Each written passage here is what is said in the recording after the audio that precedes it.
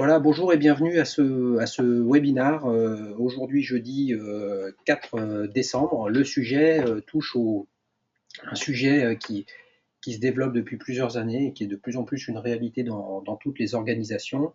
C'est le BYOD, cet acronyme de Bring Your Own Device, dont on va parler avec l'angle des utilisateurs. Donc on va parler un petit peu de technologie, bien sûr, mais surtout l'angle des utilisateurs et comment on peut tirer profit donc de la diversité du poste de travail. Donc le BYOD, c'est bien une illustration de cette diversité en formant les utilisateurs. Et vous verrez dans l'heure qu'on va passer ensemble, je vais bien évidemment m'assurer de tenir les délais pour pouvoir vous libérer à 15 heures et échanger sur le fait que former les utilisateurs est quelque chose qui va devenir essentiel si vous voulez vraiment tirer profit de votre politique de Bring Your Own Device. Alors, on a un ordre du jour ensemble sur 5 points. Des éléments de contexte, tout d'abord, on va revenir en tout cas sur des dates qui me paraissent clés pour comprendre ce phénomène. Quel impact a le Bring Your Own Device sur les organisations, plus particulièrement les entreprises, et en quoi il faut et pourquoi il faut former les utilisateurs si vous voulez gagner en performance dans vos structures autour du Bring Your Own Device. On parlera d'un cas client, le groupe Prisma Media, un groupe de presse d'origine qui est allemand maintenant, mais avec des titres très très connus présents sur le marché. Et puis une séance de questions-réponses en fin de webinaire. Vous pouvez utiliser la console GoToWebinar que vous avez a priori affichée sur votre écran dans la partie questions. Et vous pouvez à cet endroit poser un certain nombre de questions et j'essaierai de sélectionner les plus judicieuses ou celles qui font avancer le débat de notre réunion aujourd'hui. Alors, quelques dates clés quand même du Bring Your Own Device. Moi, ce que j'ai voulu faire, c'est essayer d'être agnostique de technologie, d'environnement et de problématiques, etc. Et tout le monde utilise la bureautique. Vous avez des suites de bureautique installées ou utilisées dans vos organisations. Un des game changers dans le domaine de la bureautique, c'est le lancement de la première version de Google Apps en 2006, où Google Apps cherche à se positionner comme une alternative à Microsoft Office dans les organisations. Et oui, 2006, c'est déjà il y a 8 ans. Eh bien, il y a 7 ans, c'est déjà il y a très très longtemps, c'est la première génération de l'iPhone.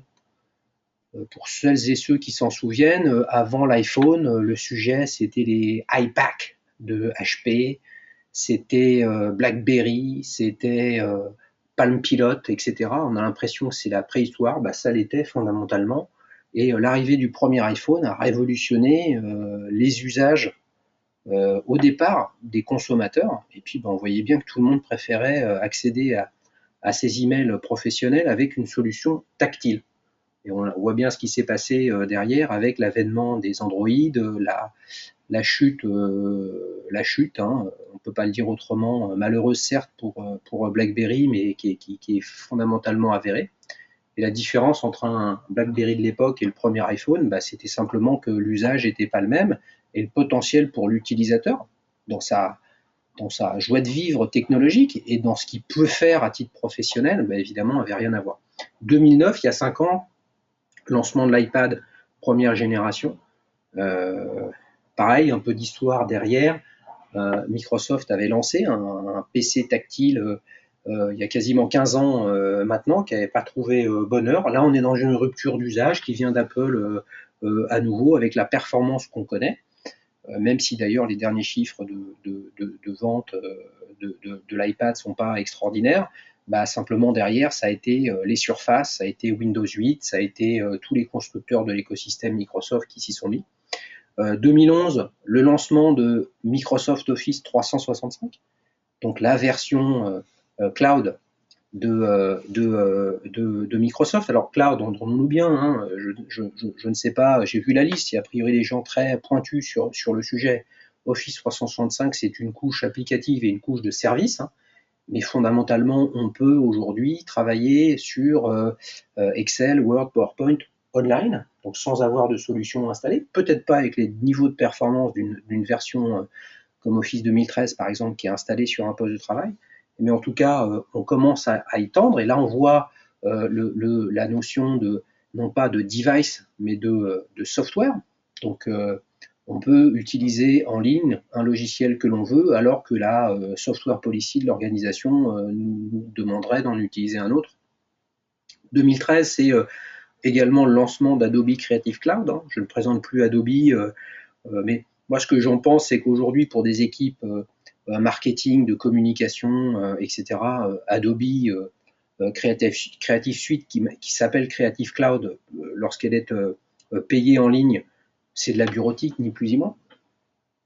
Il y a 15 ans, quiconque dans un service marketing ne touchait pas à Photoshop. Aujourd'hui, on ne peut plus travailler dans le marketing, le web marketing, le marketing digital, si on n'est pas capable de réaliser un certain nombre de manipulations sur Photoshop. Dernier point, c'est Office pour iPad. Mais je voudrais rappeler qu'Office pour iPad, c'est gratuit. Si vous avez un compte Office 365, de mémoire, le jour du lancement ou la semaine du lancement de Office pour iPad, il y avait 7 millions de téléchargements, qui est un score absolument colossal. Donc on voit bien que entre les choses gratuites, payantes, qui sont des nouveautés ou qui sont des services additionnels proposés en plus de licences plus classiques, en fait, il y a plein de raisons et plein d'opportunités pour travailler simplement différemment, de façon moins monolithique que ce que pouvaient être les software et device policy d'il y a quelques années dans les organisations. Alors évidemment, le contexte, il faut aussi le regarder au-delà des quelques dates qui m'ont paru intéressantes à partager avec vous, c'est la croissance exponentielle du nombre d'applications. C'est-à-dire, si vous prenez quelque chose comme Microsoft Office, il y a 15 ans, je ne me souviens même plus si la première version d'Outlook était déjà sortie, mais en gros, vous aviez 3 logiciels majeurs, Word, Excel, PowerPoint. Aujourd'hui, Office, c'est Word, Excel, PowerPoint, Lync qui vient d'être renommé Skype for Business, c'est Yammer, c'est OneDrive, c'est Office pour iPad, c'est Office Online, c'est quoi d'autre? C'est Access, etc., etc., etc., sans parler de Sway, l'interface, enfin le service en ligne de présentation en bêta proposé par Microsoft, qui semble-t-il serait peut-être le futur de PowerPoint. Il y a PowerPoint Mix, etc. Donc le nombre de solutions et ou de devices. Vous voyez bien qu'il y a des choses qui sont faites pour le tactile. Vous voyez bien qu'un Skype for Business ex-Link n'a pas la même interface en mobilité que si vous êtes sur un PC ou sur un Mac. Deuxième sujet clé, c'est l'accélération des mises à jour. Le monde de l'IT, et en tout cas de la bureautique, jusqu'il y a encore quelques années, c'est il ne se passe rien pendant 5 ans, et au bout de 5 ans, il y a une migration majeure avec des impacts colossaux, avec des coûts colossaux, avec des implications en termes d'équipe et d'organisation qui sont colossales. Eh bien, plus les outils, plus les logiciels, plus les devices vont évoluer rapidement. Je parlais du lancement du premier iPhone en 2007. Je rappelle simplement que grosso modo, il y a un nouvel iPhone et un nouvel iOS, pareil chez Android, qui sort tous les ans, si ce n'est plus. D'accord ? Donc ce rythme-là, je parle des mises à jour. Eh bien, dans le cloud, les mises à jour, elles sont plus sur un plan quinquennal, elles sont biannuelles, elles sont semi-annuelles, elles sont trimestrielles. Ça a un impact clairement sur vos choix organisationnels, vos choix d'investissement et la performance des utilisateurs avec ces outils. Et ces outils, troisième point, ils sont de plus en plus mobiles. La mobilité, il y a 10 ans, c'était une affaire de PC portable qui était plutôt autour de 4 kg, 5 kg. Aujourd'hui, on est sur des devices qui sont autour de 1 kg 2, 1 kg 4. On est sur des tablettes, on est sur des téléphones mobiles à grand écran qu'on pourrait appeler phablettes. L'objectif de tout ça, c'est de faire que chaque utilisateur ait la meilleure expérience en termes d'usage, Et puis les technos aussi ont tellement évolué, le HTML5 par exemple, tout ce qu'on peut faire en termes de JavaScript qu'on ne pouvait pas faire avant, font que sur un écran de quelques pouces, on peut travailler de façon performante. Exemple, l'application Salesforce One, utilisable sur les téléphones mobiles iOS et Android, où clairement vous avez accès à votre CRM au travers d'une application sur un petit écran avec une expérience utilisateur qui est adaptée à cet écran. Quatrième point, la consumérisation de l'IT. Voilà, c'est clairement l'impact de ces technos qui sont allés tellement vite. L'arrivée de l'iPhone et de l'iPad y est aussi pour quelque chose. Pour rappel, avant Apple, ça avait une petite part de marché au global, une grosse part de marché dans le monde de l'éducation et de la santé et de la recherche médicale, et puis dans les arts graphiques, mais sinon ça allait pas plus loin.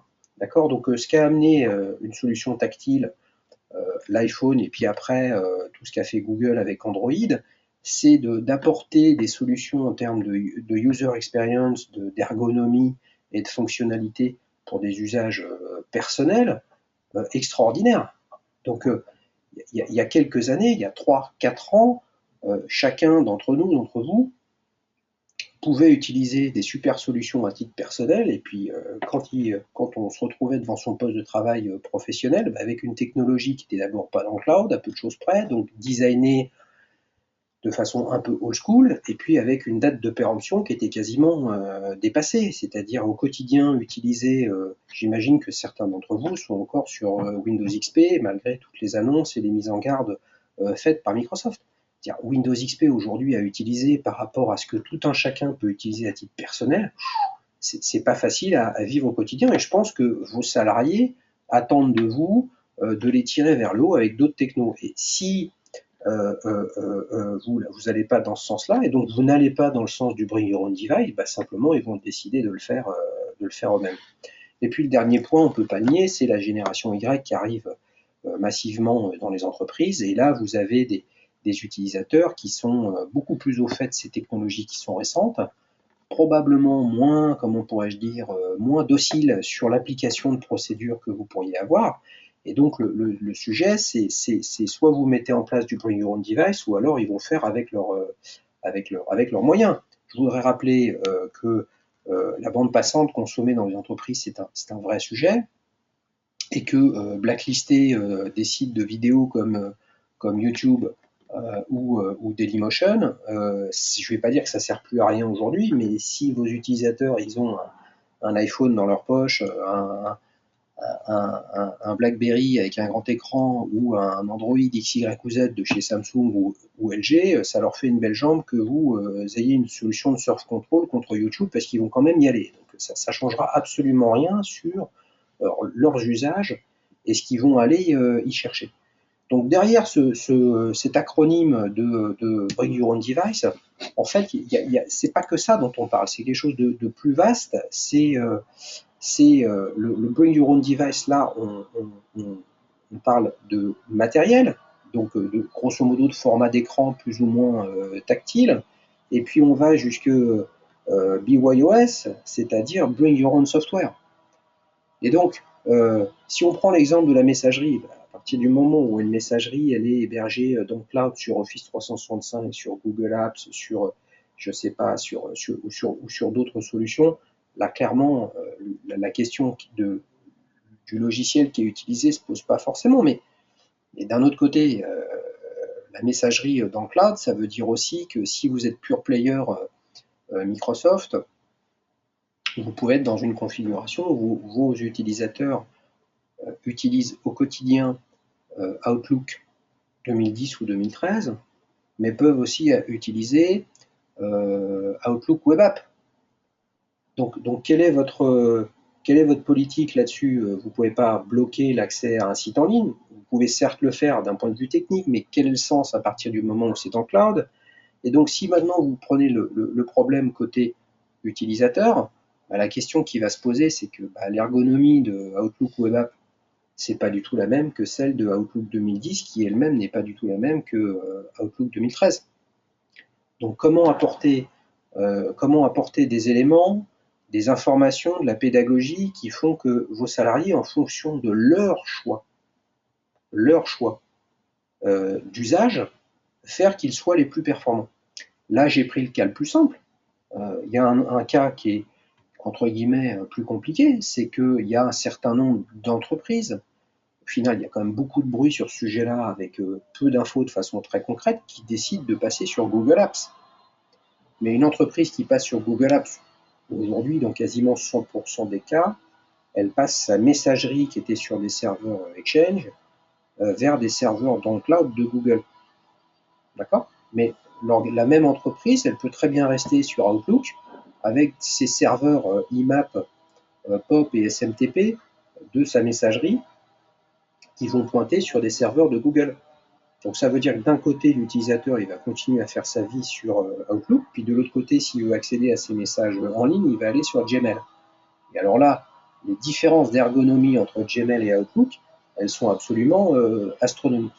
Donc, je vois dans les personnes présentes à ce webinaire qu'il y a des gens qui sont issus du monde de la formation et des ressources humaines. Bah, la question que vous devez vous poser, c'est comment faire lorsque vous êtes dans une situation où votre organisation elle a un parc installé sur Office et par ailleurs sa messagerie sur Google Apps, comment faire vous apporter des ressources pédagogiques pour faire que l'utilisateur, en fonction de ses choix et de ses envies, il puisse faire comme il l'entend et puisse être productif. Et à cette question, bah, il faut que vous vous projetiez en vous disant, mais finalement, le niveau des utilisateurs en France, comment on pourrait le qualifier? Alors, je partage avec vous quelques statistiques et à ce titre, je voulais vous préciser qu'on a publié un livre blanc qui s'appelle Ouvrez les yeux sur l'incompétence digitale il y a quelques mois, vous pouvez télécharger sur notre site vodéclic.com qui reprend ces différentes études. Donc j'insiste sur évidemment celle de gauche ici et celle à droite. Donc l'Union européenne a fait une étude en 2012, donc il y a 2 ans, sur les 27 pays de l'Union et précise que 47% des salariés, ce n'est pas les utilisateurs, 47% des salariés dans les 27 pays de l'Union ne se sentent pas compétents sur l'usage des technologies. Donc ce n'est pas des gens qui disent d'autres qu'ils ne sont pas compétents, c'est les gens eux-mêmes, les salariés qui utilisent les technos au quotidien qui se disent « ouais mais moi je ne suis pas compétent ». Et en fait le fond qu'il y a derrière, c'est que ils rencontrent des difficultés trop fréquentes pour eux et qui perdent du temps. Et cette même étude nous amène à projeter que le temps perdu par salarié d'une organisation, il est un peu supérieur à 5 heures par mois. Donc je vous laisse faire le calcul du coût analytique d'une heure d'un salarié en moyenne dans vos entreprises. Et sachez qu'il y a plus de 5 heures qui par mois, entre guillemets, sont perdues faute de compétences individuelles et d'usage de vos collaborateurs. Deuxième statistique, s'agissant de la fameuse génération Y, c'est vrai ce que je disais tout à l'heure. Ils sont très plus pointus, plus branchés, plus tactiles, etc., etc.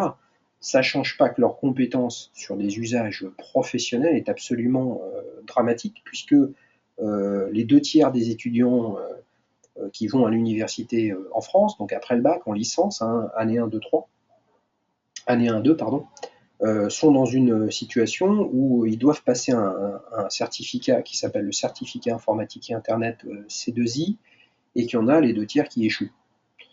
Et je vous invite à regarder sur internet, je crois même qu'il y a un article sur notre blog blog.vodéclic.com qui précise un peu ce qui est demandé dans le cadre de ce certificat. C'est absolument détonnant puisque grosso modo c'est faire un texte avec plusieurs paragraphes, le marger à gauche, à droite, faire des calculs simples sur Excel, envoyer un email à plusieurs personnes, etc. etc. Et la fameuse génération Y ne sait pas forcément le faire, en tout cas dans 2 tiers des cas. Donc, si vous considérez que le degré de compétence individuelle aujourd'hui dans vos organisations peut progresser, dites-vous simplement que la nouvelle génération qui arrive ne va pas forcément tirer vers le haut ce degré de compétence, mais plutôt soit le confirmer ou le tirer vers le bas. Et puis, dernier point, il y a quasiment 100%, on est à 90 selon IDC, des emplois dans le monde, en France a fortiori, qui demandent des compétences informatiques qui sont plus poussées.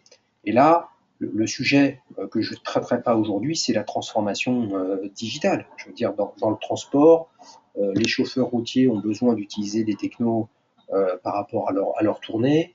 Dans le retail, de plus en plus de vendeurs sont équipés de tablettes de façon à faire vivre une expérience commerciale plus intéressante à leurs clients, etc., etc. Et là, on touche à la culture et aux usages. Et à un moment ou un autre, si vous avez des équipes dans vos organisations qui ne sont pas du tout de culture digitale, c'est pas du jour au lendemain en leur mettant une tablette dans les mains qui vont tout d'un coup devenir performants avec ces outils-là. Et alors, ces utilisateurs, ils sont en difficulté, mais pour autant, dans le monde du cloud, mais le cloud, c'est ce qui ouvre cette diversité de devices à utiliser. Dans ce monde-là, l'utilisateur est le roi. C'est lui le roi, c'est lui le décisionnaire. C'est lui qui va décider d'utiliser une solution ou une autre, qui va accepter d'utiliser les solutions que vous mettez à sa disposition ou qui va faire son petit bonhomme de chemin dans son coin. Et quand vous êtes en charge de valider le retour sur investissement d'un certain nombre de vos choix technologiques, d'aller dans le cloud, d'ouvrir une vraie politique de Bring Device dans vos organisations, et de l'autre côté, en termes de ressources humaines, d'accord, de vous assurer de la performance individuelle des collaborateurs, il est plus qu'important que vous vous disiez, mais in fine, qui va décider d'utiliser quel logiciel? Celui qui va décider, c'est l'utilisateur. Donc comment on le transpose dans le monde de la formation? Eh bien, il faut que l'utilisateur il puisse se former sur les sujets qui l'intéressent lui. Donc les sujets qui l'intéressent lui, c'est quoi? C'est l'entreprise a migré sur Google Apps, donc en fait rien n'a changé dans Outlook parce que c'est simplement le pointage des serveurs de messagerie qui ont changé. Bah oui, mais vous avez des utilisateurs qui, eux, ont choisi de leur libre arbitre finalement de n'utiliser plus que Gmail. Donc soit vous vous dites, vous, Learning Manager, responsable formation, de toute façon ils n'avaient qu'à pas changer, Outlook lui n'a pas changé, ça fait 3 ans qu'il est sur les postes et donc ça ne change rien, vous délaissez donc ceux qui font le libre choix d'utiliser Gmail, vous les laissez dans leur coin avec leurs propres problèmes. Je pense que c'est dans votre rôle de vous préoccuper des choix qu'ils font. Voilà. Donc le Bring Your Own Device, c'est une affaire de choix. Bring Your Own Software, c'est une affaire de choix. Eh bien, votre, je pense, obligation professionnelle dans le monde de la formation, c'est de vous assurer que ces utilisateurs qui font ce choix-là aient accès à des ressources qui vont leur permettre d'être plus performants, parce que pour eux, ça a changé. Deuxième chose, il faut que chacun puisse se former à son rythme. Donc le rythme, si chacun amène son propre matériel pour utiliser une solution X, Y ou Z, etc., il faut que, en fonction des besoins individuels de chacun des salariés, ils puissent consommer, écouter, regarder, apprendre, ou en tout cas bénéficier d'une solution de formation au rythme qui leur correspond à eux. Et vous voyez bien le modèle économique qui y a 10 ans entre de la bureautique installée qui change tous les 5 ans avec une piqûre de rappel en termes de formation en groupe ou à distance à 800 € les 2 jours si on parle de formation en centre de formation, vous voyez bien que c'est pas avec 2 jours de formation une fois tous les 5 ans sur un logiciel qui lui-même change tous les semestres ou tous les trimestres que vous allez réussir à faire progresser vos utilisateurs. Et là, ça pointe la notion de se former quand on en a besoin. Et quand on en a besoin, les Américains ont un terme très intéressant sur le sujet. Ils appellent ça « on the job ». Donc c'est quand je suis sur mon poste de travail en train de vouloir partager des informations sur mon réseau social d'entreprise Yammer ou que je souhaite cloner une piste à l'intérieur de Salesforce ou que je souhaite fusionner des calques à l'intérieur d'Adobe Photoshop ou de faire un tableau croisé dynamique dans Excel, c'est au moment où je suis en train de le faire qu'il faut que je puisse accéder à cette formation. Et donc si vous, Learning Manager, vous avez une approche qui est dans l'ancien monde, c'est-à-dire monolithique, le parc de l'entreprise c'est Office 2010, ben oui, mais sauf que l'IT a autorisé d'autres devices et d'autres softwares à être utilisés, vous vous coupez d'une partie de vos collaborateurs en termes de performance. Donc au lieu, vous ne les adressez plus, c'est comme s'ils ne faisaient plus partie de votre plan de formation. Et donc, dans le monde du cloud, dans le monde de la bureautique, c'est clairement quelque chose qui ne convient plus du tout aux usages. L'impact, toujours côté utilisateur, du Bring Your Own Device sur les organisations, c'est plusieurs choses. La première, c'est bien évidemment la sécurité des données. Et ça, la sécurité des données, moi, mon propos n'est pas d'être, je ne suis pas un spécialiste de sécurité, c'est pas du tout mon propos. Le sujet, c'est que le maillon faible en termes de sécurité dans l'IT, ça a toujours été l'utilisateur. Et qu'à partir du moment où vous acceptez d'avoir cette politique, parce que vous considérez que l'entreprise au global va être plus performante, parce que chaque individu ayant le choix va être plus performant, euh, vous pouvez avoir potentiellement un impact sur la sécurité de vos données. Voilà. Donc les données qui sont stockées peuvent sortir, peuvent aller sur d'autres devices, etc., etc. Donc vous pouvez gérer ça de façon technique. Je ne suis pas un spécialiste de ce point-là. Par contre, il y a un vrai sujet, c'est comment éviter des erreurs, comment s'assurer que chacun comprend les fonctionnalités d'une solution X, Y ou Z, bah, c'est clairement en les formant. D'accord. Donc l'incompétence des utilisateurs est la première source de risque sur les données.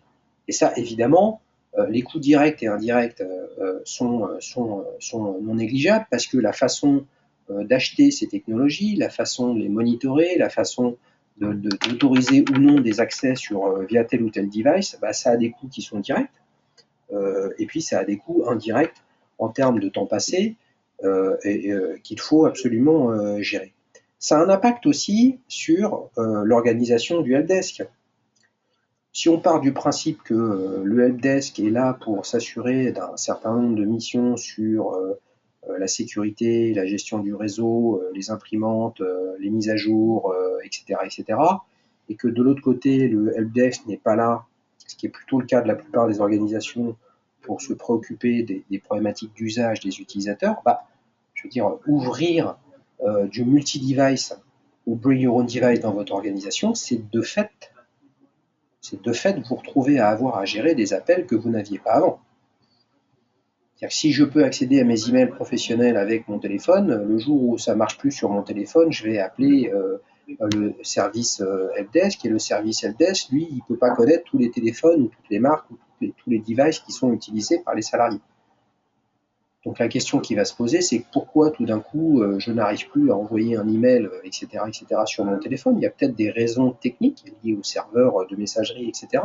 Mais il y a mécaniquement, et je rejoins cette notion que j'exprime tout à l'heure, de performance individuelle, c'est tout simplement parce que l'utilisateur a fait sa mise à jour de son téléphone, par exemple, et que ça a effacé ou écrasé la configuration de son compte de messagerie, qui faut qu'il refasse de nouveau, et il ne sait pas le faire.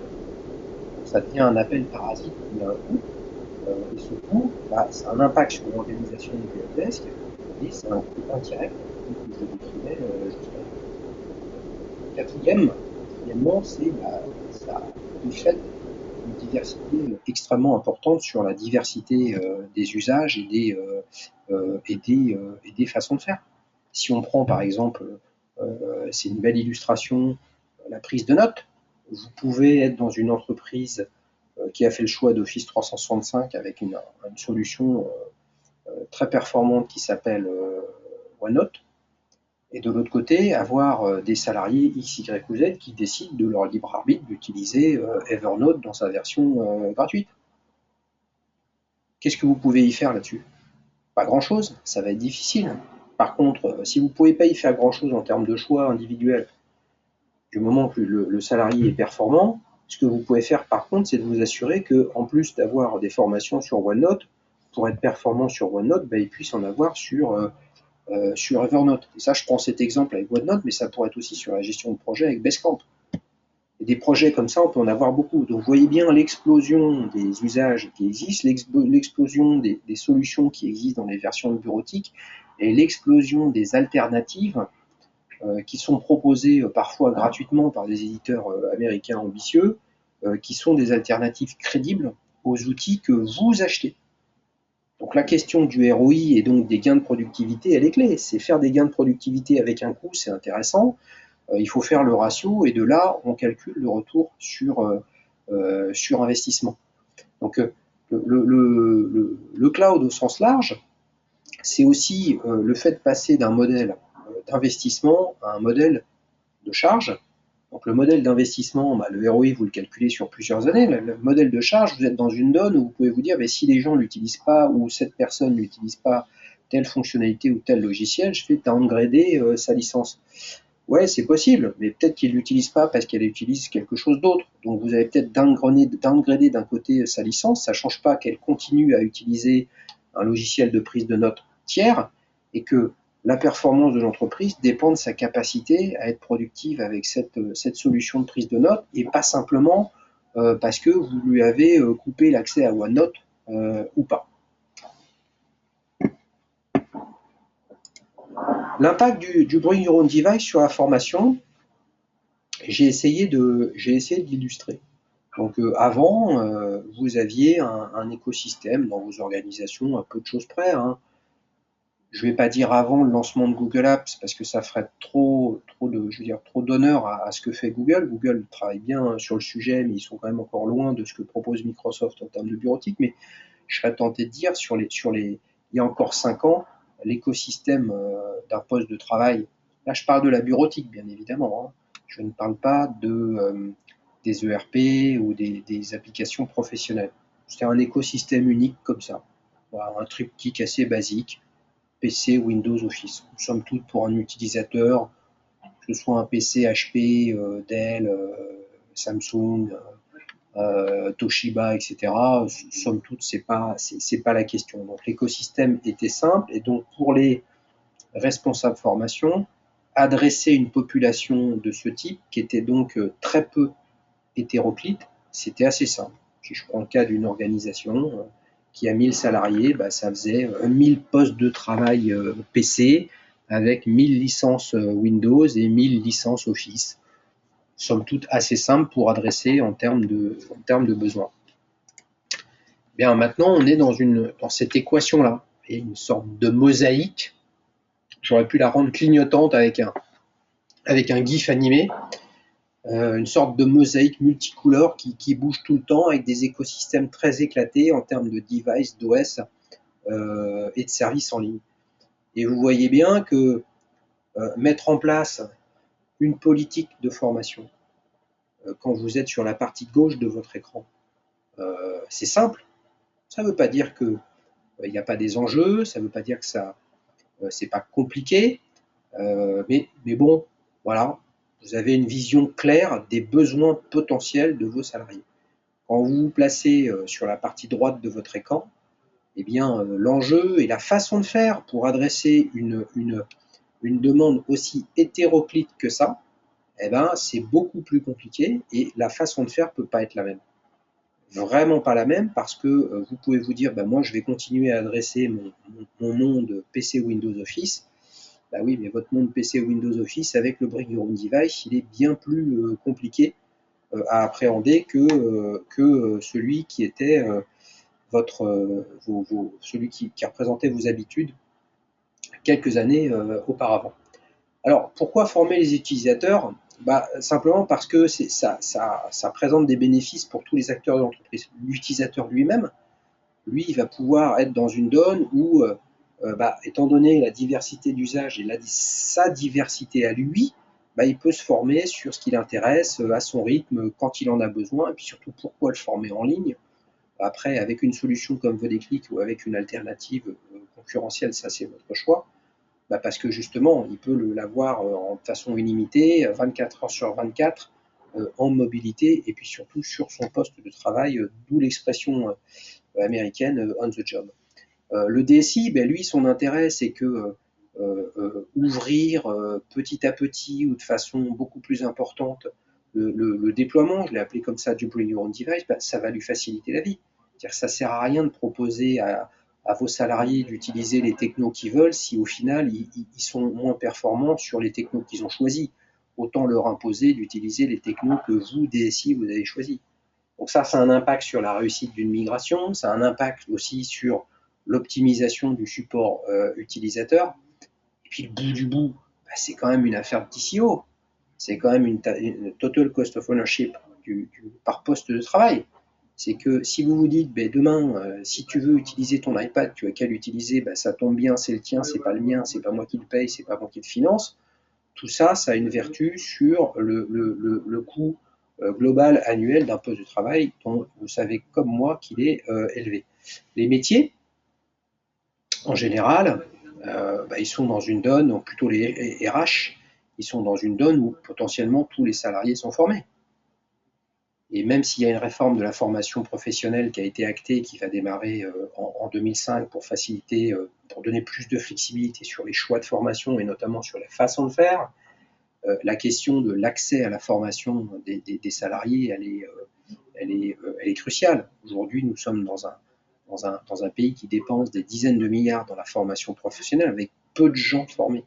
Il y a une vraie opportunité dans vos organisations de travailler en binôme entre la DSI et la DRH, justement pour mettre à profit cette révolution du cloud et du bring your own device si vous le mettez en place, pour travailler ensemble et apporter des solutions de formation à vos utilisateurs qui font qu'ils vont pouvoir bénéficier d'une formation qui aura un impact tout de suite sur leur quotidien. Ça permet de baisser le coût individuel de formation de façon très mécanique, plus de gens formés, moins cher, et tout ça intégré dans les outils SIRH de l'entreprise qui eux-mêmes d'ailleurs sont en train d'aller dans le cloud de façon significative. L'entreprise, elle va gagner en productivité, elle va faire des économies, elle va pouvoir rentrer dans une approche de budget annuel fixe et sans surprise de ses coûts de formation. Et puis c'est ça la formation en ligne aussi, en tout cas avec vos déclics, c'est que vous n'avez pas de coût additionnel en fonction des formations supplémentaires. Et pourquoi? Revenons aux éléments de contexte que je vous précisais tout à l'heure. Il y a 5 ans, nous étions dans un monde avec une mise à jour de Microsoft Office schématiquement tous les 3 ans. Dans 3 à 5 ans, Microsoft Office sera probablement, je n'ai aucune information sur le sujet, mais c'est ma vision personnelle, sera probablement intégralement en ligne, donc ce n'est plus la DSI qui va décider de migrer.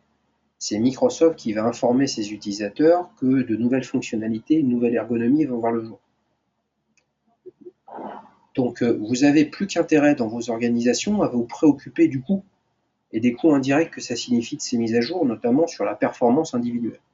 Donc si vous êtes équipé d'une solution avec un coût annuel certes récurrent mais certain en termes de contenu pédagogique, eh bien là vous pourrez affronter les mises à jour et le rythme des mises à jour des éditeurs.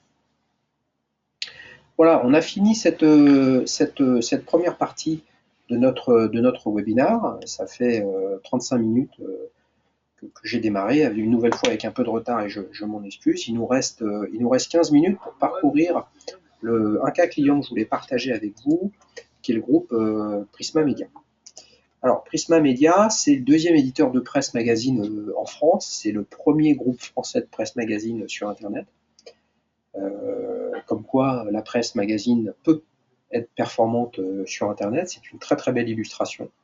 C'est une filiale du groupe allemand Grüner Jahr, qui est une filiale de Bertelsmann, qui a un petit peu plus de 1000 salariés maintenant. C'est une structure qui historiquement n'a pas de LMS. Alors pour les personnes issues de la formation, vous savez tous ce qu'est un Learning Management System LMS, c'est une sorte, et pour les autres, c'est une sorte d'ERP de la formation, et c'est au travers de cet outil de SIRH que les organisations peuvent déployer des contenus et des solutions de formation. Donc le fait de ne pas avoir de LMS est l'illustration d'un groupe qui n'avait peu ou prou pas d'expérience dans le monde de la formation en ligne. Dernier point qui est le plus essentiel, c'est une organisation avec une structuration de ses postes de travail qui est très diversifiée, puisque comme à peu près tous les groupes de médias, vous avez entre 35 à 45% des effectifs qui travaillent sur la création des médias, donc en l'occurrence là des magazines ou des pages internet. Donc quand vous travaillez dans le monde de la production de contenu papier, votre écosystème de device c'est Apple et votre écosystème de software c'est Adobe. Et vous avez le reste de l'entreprise qui, elle, est mécaniquement beaucoup plus sur PC. Donc la problématique sur laquelle on a accompagné Prisma en leur proposant notre solution, c'est que ils sont, comme vous le voyez avec les 4 logos, sur 4 écosystèmes distincts. Adobe, Gmail de Google, Apple et Microsoft. Donc, Microsoft pour les licences Windows sur les PC et pour Office en tant que logiciel de bureautique. Et donc, j'ai interverti les 2 points ici. Premier sujet, c'est que Prisma a décidé de migrer sa messagerie du couple Exchange Outlook vers Postini Gmail, de façon à essayer de pousser le travail un peu plus collaboratif. Ça a généré une forte hausse des appels au service helpdesk. Voilà. Je le redis, peu d'expérience dans le monde du e-learning, et surtout, puisqu'il s'agit d'une migration sur la messagerie, tous les collaborateurs ont été impactés. Si nous avions été sur une migration de Office, par exemple, probablement que seuls les utilisateurs de PC auraient été impactés avec une nouvelle version d'Office, sachant que pour l'instant, il n'y a pas de nouvelle version d'Office pour Mac depuis Office 2011. Donc la solution qu'on leur a proposée, c'est bien d'accéder à notre produit, qui est une application qui est dans le cloud en accès illimité et qui est appuyée sur 4 composantes distinctes. Des formations organisées dans un référentiel. Donc quand je dis des formations, ce sont nos formations fabriquées dans nos propres studios de production avec notre propre méthode pédagogique sur toutes les composantes dont ils avaient besoin, c'est-à-dire Mac OS X, Adobe Creative Suite 5, Gmail et Office 2010 pour PC. Ces contenus, ces formations, on y adosse des exercices pour les faire progresser, des évaluations, etc. etc. Donc l'objectif était de dire comment je fais progresser toutes les composantes de mon organisation, dont la structure en termes de parc est extrêmement diversifiée pour les raisons que je vous ai précisées tout à l'heure. Donc il y a la partie pour l'utilisateur, comment le rendre plus performant, comment l'aider à passer le cap de cette migration, comment le rendre plus productif sur l'usage de ces technos. Et puis sur la partie base de votre écran, les éléments qui sont intéressants pour Prisma, c'est toute la partie gestion et reporting de notre solution, de façon à savoir qui a progressé dans quelles conditions, comment ça a été utilisé. Quand on déploie notre solution, on peut projeter un organigramme, donc pour essayer de faire la différence entre le comportement vis-à-vis d'une formation en ligne des équipes créatives qui fabriquent les magazines, des équipes administratives, des équipes commerciales. Et troisièmement, la partie intégration, qui est essentielle, parce que quand vous avez un parc qui est très différencié, parce que chacun vient utiliser sa propre techno, ou parce que par principe ou lié à l'activité de votre organisation, vous avez un parc qui est très différent, ça ne change pas qu'à un moment ou un autre, vous devez fédérer vos identités numériques.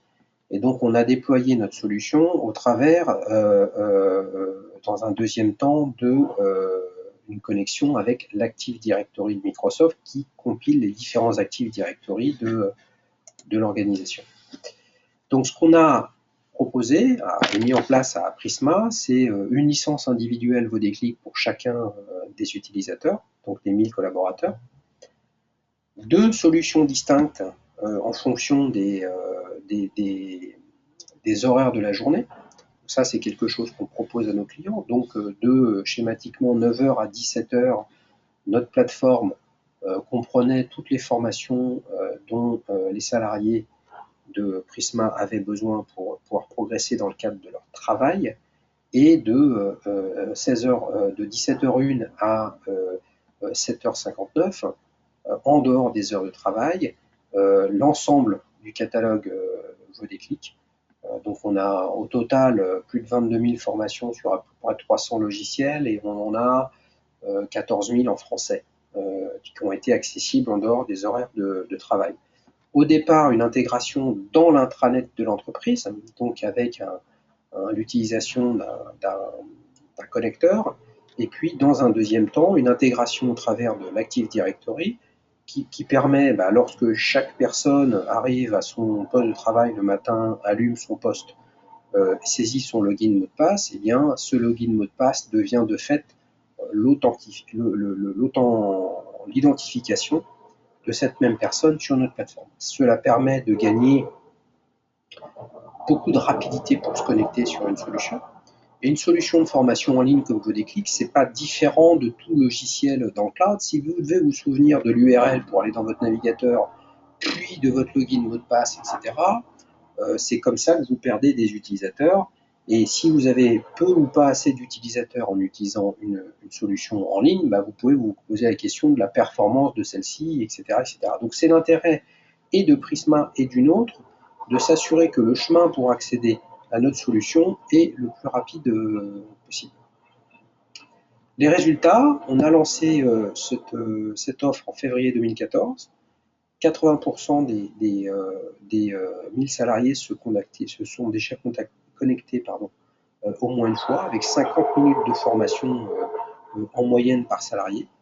20% se sont connectés en dehors de l'entreprise. Et on ressort, après j'ai un petit verbatim de l'équipe de formation de Prisma sur le sujet. Et il y a eu une addition vraiment de toutes les catégories, quelles qu'ils soient, plutôt des utilisateurs Mac, PC, plutôt des créatifs, plutôt des administratifs, etc., etc. Alors pourquoi on a été choisi? Simplement parce que on amène un catalogue exhaustif sur les technos Microsoft, Google, Adobe et Apple, ce qui est aujourd'hui sur le marché quelque chose d'unique. Une intégration simple et rapide dans le cloud sans impact additionnel sur l'infrastructure technique côté serveur, on n'y touche pas, tout est dans le cloud. Le design et une expérience utilisateur avec notre solution qui a été développée par nos ingénieurs, donc ce ne sont pas des plateformes, ce n'est pas un CMS du marché où vous reconnaîtriez des templates de chez de blogs, etc., etc. C'est une solution qui est unique, des outils de reporting puissants, et puis aussi de façon très claire, une tarification simple et tout compris par utilisateur. Le bilan qu'a partagé avec nous Delphine Daniel, qui est la responsable du développement RH de Prisma Media, c'est qu'au bout de 4 mois d'utilisation, et comme je vous le disais, 80% des utilisateurs qui ont accédé à la solution, etc., 20% actifs, et le temps moyen de connexion est de 50 minutes par utilisateur, ce qui est un très bon score au bout de 4 mois. Et là, je pense aux learning managers et responsables formation qui sont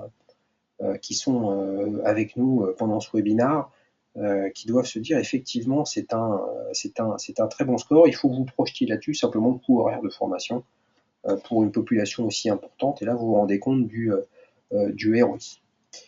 Voilà, donc je suis arrivé au bout de ce webinaire sur comment tirer la performance de votre organisation avec le Bring Your Own Device, et puis de conclure sur ce cas client Prisma Media. Donc on a encore, voilà, j'ai essayé de faire plus vite que prévu, on a 6-7 minutes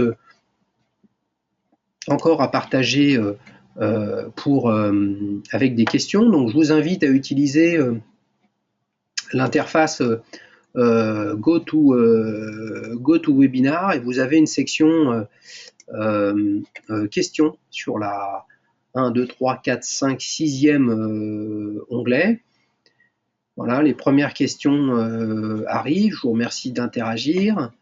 Les premières questions arrivent. Voilà, et voilà.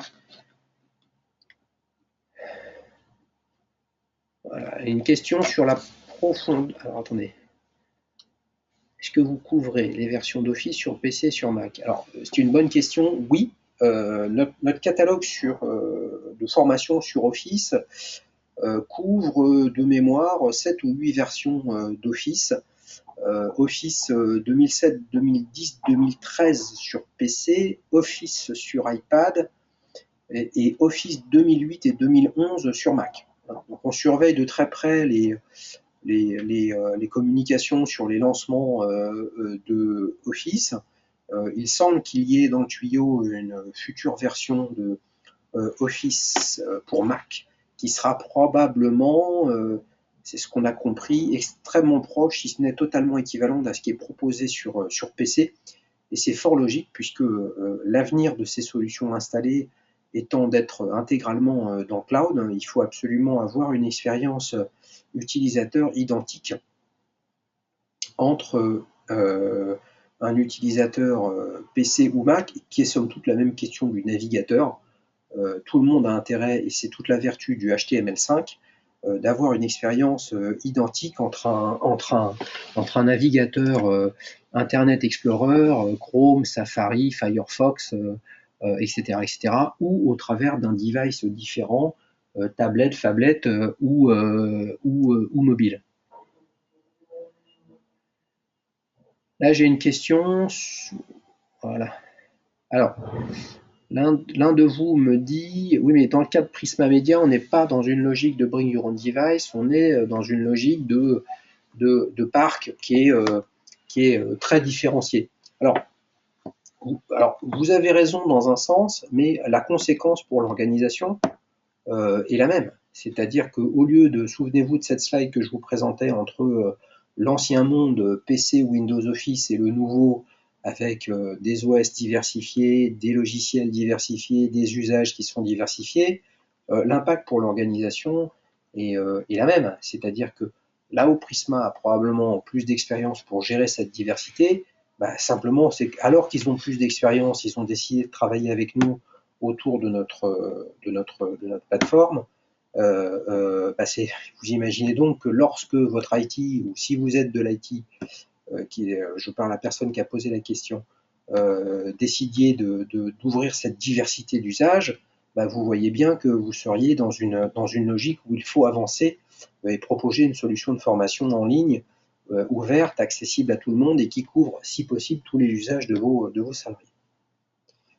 Je vais terminer avec une dernière question, puisqu'il nous reste 2 minutes, ça touche au pricing. Voilà, est-ce que vous pouvez nous indiquer des éléments de pricing de votre solution? Alors, ce que je peux vous dire, je vais prendre un exemple, je prends toujours le même. Une organisation, une entreprise de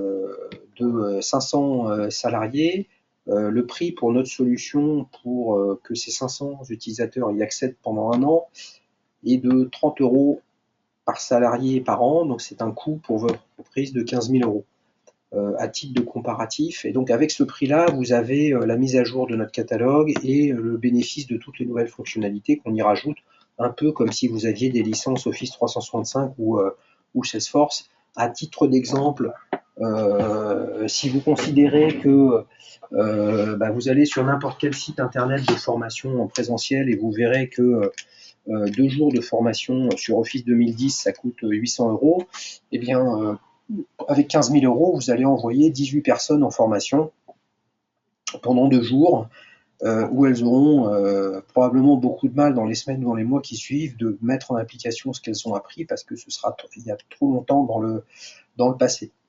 Donc le résumé est simple, 30 € par utilisateur pour 500 utilisateurs par an, ça fait 15 000 €.